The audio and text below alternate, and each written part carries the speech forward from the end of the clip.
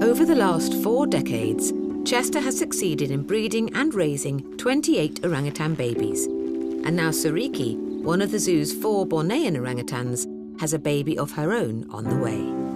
Right, where's that mum to be? Sariki! She's a good girl. Bornean orangutans are critically endangered in the wild, and this will be the first baby born at the zoo for 8 years. Every baby orangutan that's born is important. Helps keep the species alive. Yeah, exciting times. It's really difficult to breed Bornean orangs just because there's a long time between births, and obviously it takes a long while for the animals to become mature sexually, so that can take sort of 15 odd years before they're even ready to have a baby. And so when there is one, it's just really special.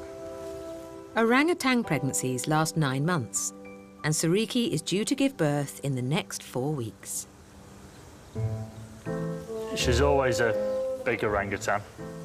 There's a definite rotundness to her. Trying to be polite. Like, baby orangutans are just the cutest things in the world, so yeah. Not that big orangutans aren't cute. What do you fancy, boy or a girl? Honey.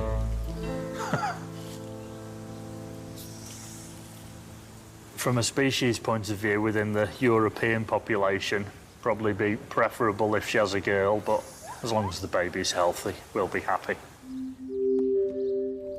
This will be Sariki's 3rd baby, but at 34, she's now a middle-aged mum, so keepers need to monitor her closely. She now is a bit of an older animal. There's an increase in risk there with the pregnancy, so there's a possibility that something could go wrong.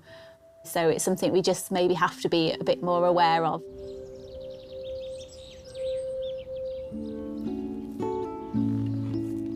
It's midday, and in the Bornean orangutan habitat, there's been a development.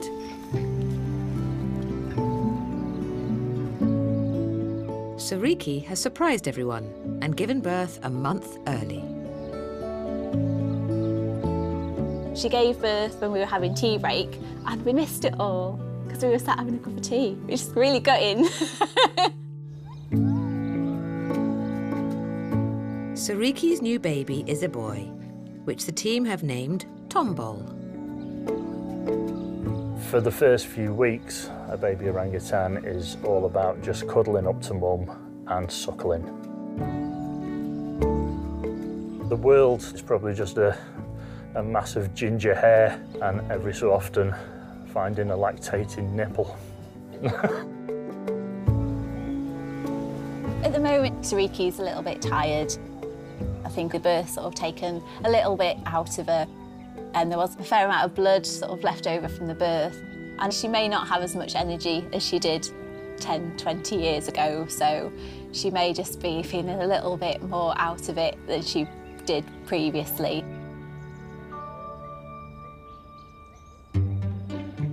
But eager to see the new baby, some family members choose to ignore the signs. Everyone is now aware that there's a new little arrival in the building. It's an orangutan's nature anyway to be curious, so obviously now that Squeaky's just appeared with this other little orangutan, suddenly it's like, oh, what have you got?